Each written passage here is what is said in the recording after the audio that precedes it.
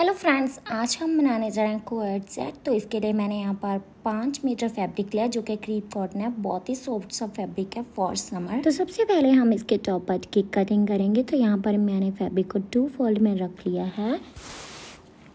तो जो इसकी विड्थ है वो इसकी 21 इंच के तकरीबन है और जो इसकी लेंथ है वो 15 इंच है, यानी कि 15 इंच है। तो हम इस 2 फोल्ड फैब्रिक को 4 फोल्ड में रख लेंगे।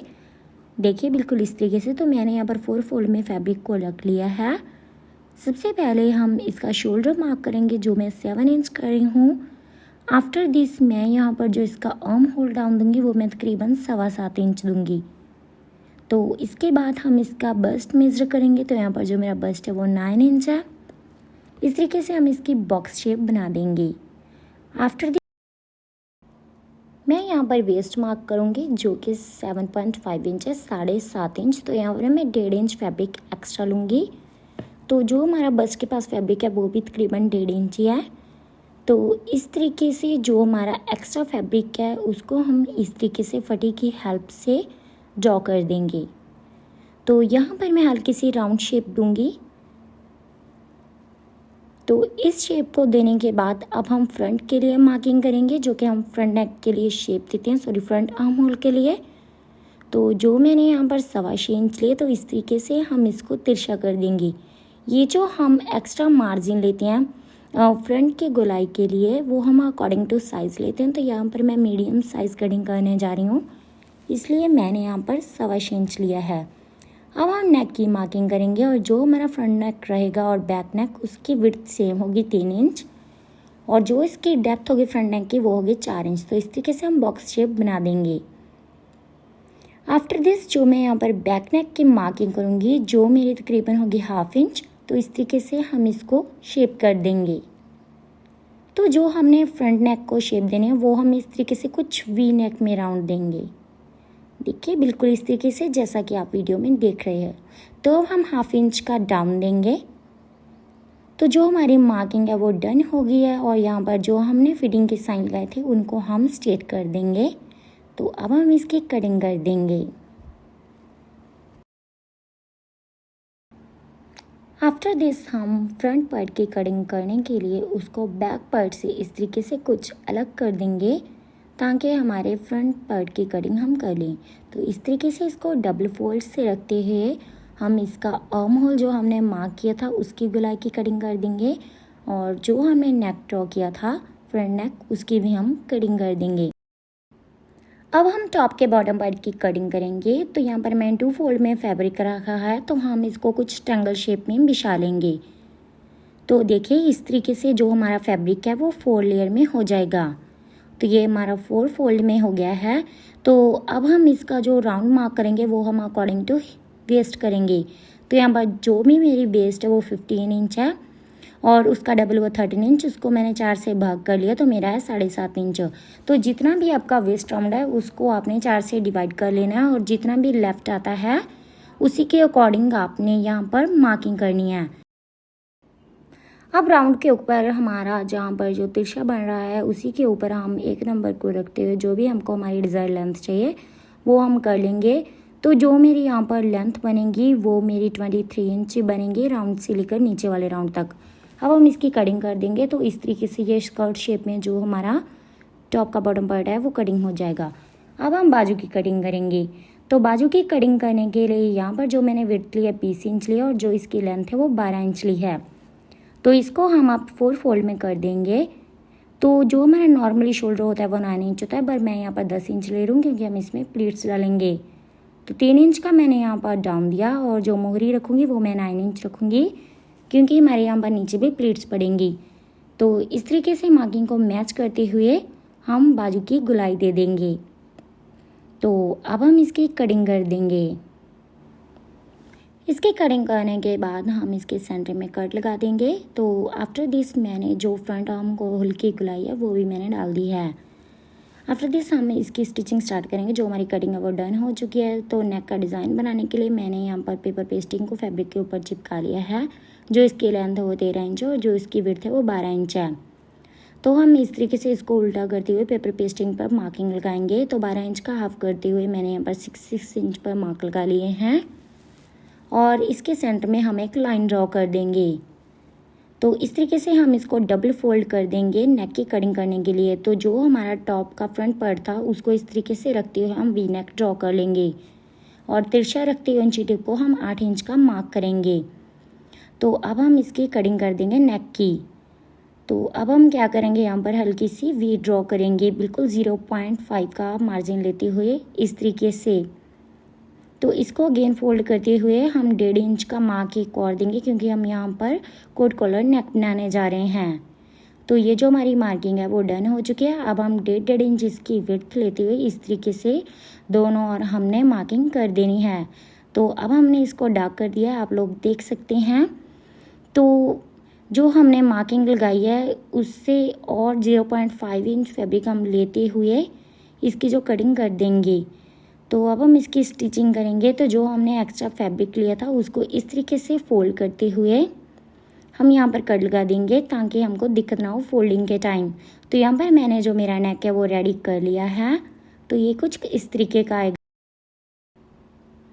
अब हमने टॉप का जो फ्रंट पार्ट है उसको रख देना है और उसके ऊपर ही हमने जो हमारा नेक रेडी किया था उसको रख देना है।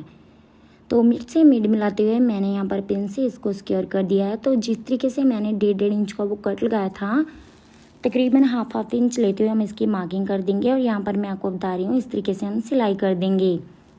तो मैंने इसकी स्टिचिंग कर दी है, ये मैं आपको बैक साइड दिखा रही हूँ। तो अब हम फ्रंट साइड इसकी कटिंग कर देंगे। तो सबसे पहले हमने कट लगाए थे उसको हमने अगेन कट करना है हल्का सा, और फिर बिल्कुल ध्यान से हमने इसका सेंटर कट करना है, ताकि हमारी सिलाई ना कट जाए। तो इस तरीके से ये हमारी कटिंग हो गया। अब इसको पलटी कर देंगे। तो यहाँ पर हम इसको आयरन से अच्छे से सेट कर लेंगे और जो हमारे कॉर्नर है वो हम सीजर की हेल्प से बाहर निकाल लेंगे, ताकि जो हमारा नेक है वो बहुत ही फिनिशिंग के साथ आए। तो मैं इसको आयरन की हेल्प से बहुत ही अच्छे से बिठा लूँगी। तो आप लोग देख सकते हैं यहाँ पर जो मैंने आयरन की हेल्प से बहुत ही अच्छे से इसको सेट कर लिया है। अब इस तरीके से हम इस पर सिलाई कर देंगे। तो मैंने यहाँ पर सिलाई कर दी है। अब हम यहाँ पर शोल्डर अटैच करेंगे बैक पार्ट को फ्रंट पार्ट के ऊपर रखते हुए। तो यहाँ पर जो मैंने दोनों शोल्डर अटैच कर लिए हैं, अब टर्न आती है कॉलर लगाने की। तो कॉलर लगाने के लिए मैंने बैक नेक के सेंटर में एक मार्क कर लिया है। तो ये हमारा कुछ इस तरीके से आएगा। जो हमने 1.5 इंच के कट लगाए थे वहाँ से हमने हमारे कॉलर की लेंथ के लिए इसको मेज़र करना है। तो देखिए बिल्कुल इस तरीके से आपको मेज़र करना है। जो मेरा यहाँ पर बन रहा है कट तक वो मेरा 12.5 इंच बन रहा है, पर जो मैं यहाँ पर कॉलर लूँगी वो आधा इंच कम ही लूँगी, 12 इंच लूँगी। और जो इसकी स्केल की हेल्थ है वो 4 इंच है। हाफ इंच लेते हुए लाइन ड्रॉ कर देंगे और बंद साइड से हमको 3 इंच लेना है और खुली साइड से 1.5 इंच। तो इस तरीके से नीचे से तिरछा कर देना है और इसकी गोलाई दे देनी है हल्की सी। तो यहाँ पर हाफ इंच का मार्जिन लेते हुए हम कॉलर को एक गोलाई दे देंगे, ताकि हमारे कॉलर को एक शेप आ जाए।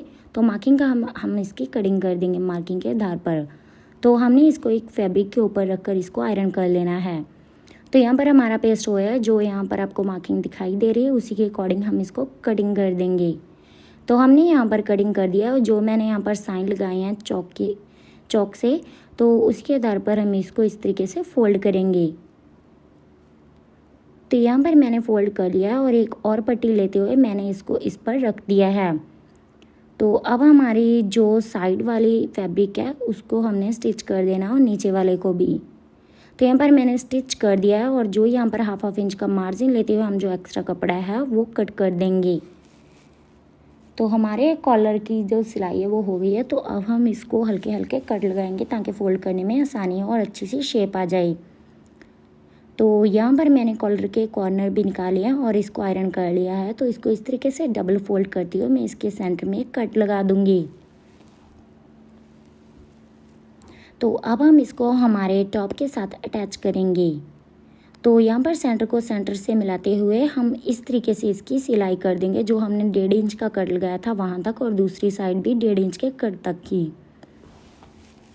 तो यहाँ पर जो मैंने कॉलर की सिंगल स्टिच है वो लगा ली है। अब हम इसकी फिनिशिंग वाली सिलाई देंगे। तो इस तरीके से पहले वाले फैब्रिक को नीचे से दबाते हुए हम कॉलर पर एक सिलाई लगा देंगे। तो बहुत ही फिनिशिंग के साथ जो हमारा कॉलर है वो रेडी हुआ है।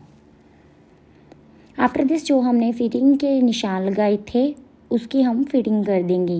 निशान के आधार पर हम इसकी फिटिंग डाल देंगे।